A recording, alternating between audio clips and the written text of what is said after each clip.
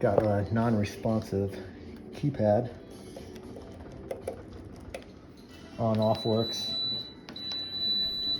Dishwasher model number GLDT696TSS00. Lights up, just doesn't respond. Let's secure the power. Remove all the Phillips head screws around the dishwasher. You guys know the drill. So there's also going to be 6 longer connecting Phillips head screws.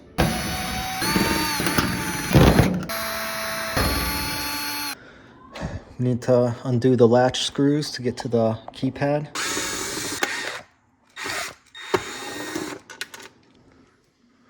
We'll let this close. All right, here's our keypad.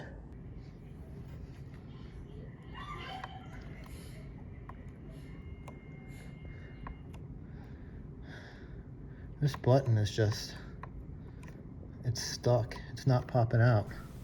One trick you can do is hit the button with some silicone spray or WD-40. This may or may not work. As you can hear, the keypad button now is engaging. If this worked, let me know in the comments below. If not, I'll show you how to replace the keypad. Remove the cover right beneath the keypad by 2 screws. This is going to allow you to access the one main keypad board.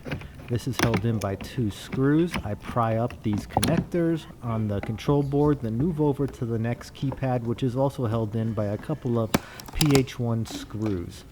Now, these can be replaced individually, but you will need to be able to solder to do so. That is what the orange connectors are for on these.